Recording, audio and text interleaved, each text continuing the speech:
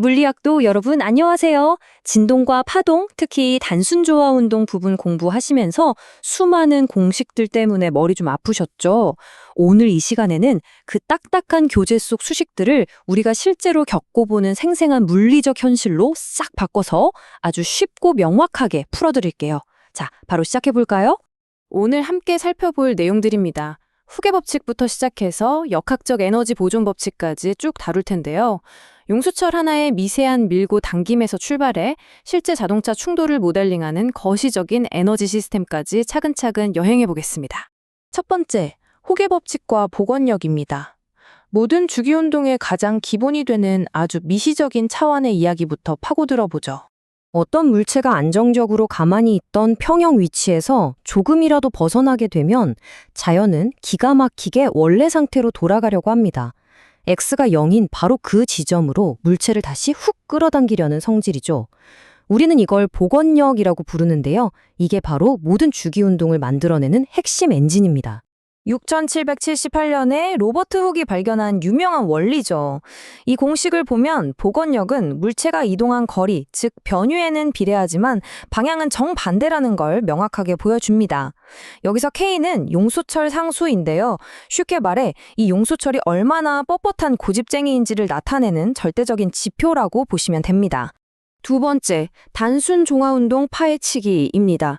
이제 이 복원력이 어떻게 물체를 살아서 움직이게 하는지 그 디테일한 움직임의 패턴을 관찰해 볼 차례네요. 용수철에 매달린 물체를 끝까지 쭉 당겼다가 탁 놔보세요. 물체가 원래 자리인 평형점에서 딱 멈추는 게 아니라 휙 지나쳐버리죠. 그러고는 앞뒤로 계속 왔다 갔다 합니다. 우리는 이 기가 막히게 아름답고 규칙적인 패턴을 바로 단순 조화운동이라고 부릅니다. 이 물리적 언어를 원어민처럼 구사하시려면 이 세 가지 핵심 단어는 무조건 챙겨가셔야 합니다. 얼마나 멀리 가는지를 보여주는 진폭, 한번 왕복하는 데 걸리는 시간인 주기, 그리고 1초에 몇 번 떠는지를 나타내는 진동수입니다. 아주 기본적이지만 가장 중요한 교과서적 정의들이죠. 학부생분들이 여기서 은근히 많이 헷갈려 하시는데요. 물체가 딱 중간, 즉 평형점을 휙 통과할 때 속도는 최고점을 찍습니다. 반면에 양 끝단에서는 물체가 찰나의 순간 멈추게 되는데 놀랍게도 이때 가속도는 최대치에 도달하죠. 이 속도와 가속도의 엇갈리는 순환, 꼭 머릿속에 담아두셔야 합니다. 세 번째, 수직 용수철과 병렬 연결입니다. 자, 바닥에 놓인 완벽한 수평 모델을 넘어서 중력이 작용하는 현실적인 조건들을 시스템에 추가해 볼까요? 여기서 진짜 중요한 포인트는요, 물체를 천장에 수직으로 매단다고 해서 단순 조화 운동의 본질 자체가 변하지는 않는다는 겁니다. 단지 위로 당기는 용수철의 힘과 아래로 끌어내리는 중력이 딱 맞아떨어지는 새로운 평형점이 하나 만들어질 뿐이죠. 움직임의 원리는 완벽하게 똑같습니다.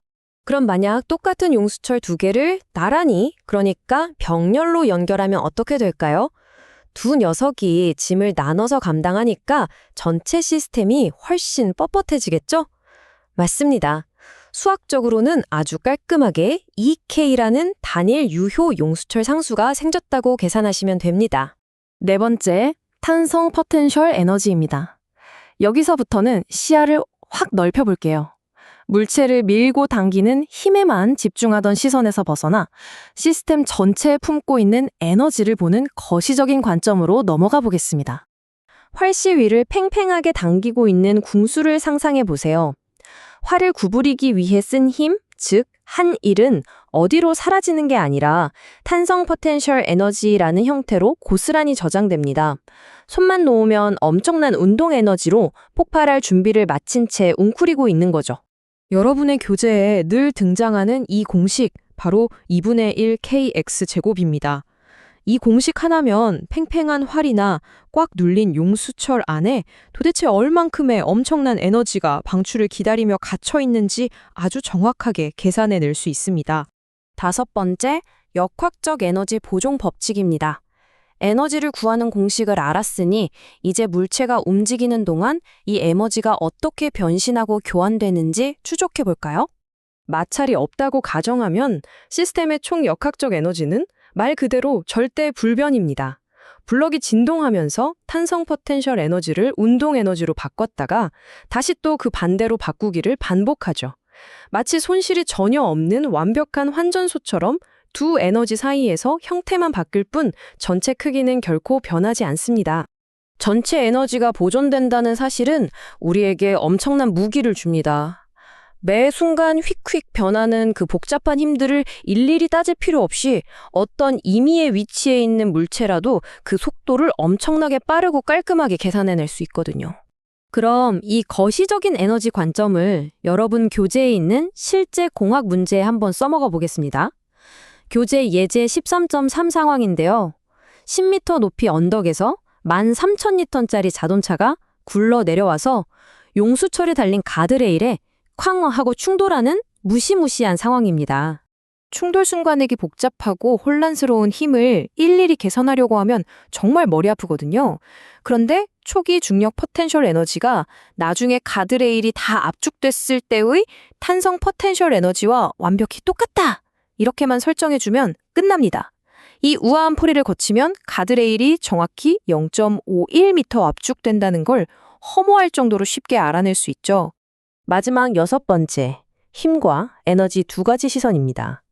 지금까지 우리는 미시적인 힘의 관점과 거시적인 에너지 관점, 이 두 가지 강력한 도구를 모두 탐구해봤습니다. 정리해볼까요? 힘의 관점은 뉴턴 제2법칙을 써서 매 순간 물체의 가속도와 벡터를 쫓아가는 방식입니다. 반면에 에너지 관점은 시간에 따라 물체의 위치와 운동 상태가 어떻게 교환되는지를 큼직한 스칼라 양으로 추적하는 방식이죠. 이 다이어그램이 잘 보여주듯이 힘과 에너지는 절대 서로 경쟁하는 이론이 아닙니다. 완벽하게 똑같은 물리적 현실을 바라보고 설명하는 그저 두 가지 다른 방식의 언어일 뿐이죠. 학부 물리학을 진짜 제대로 마스터한다는 건 바로 내가 풀어야 할 문제 상황에 딱 맞춰서 이 두 언어 사이를 자유자재로 넘나들 줄 안다는 뜻입니다. 복잡한 계산을 피해 해답으로 가는 가장 빠른 지름길을 찾는 능력, 그게 바로 실력이죠.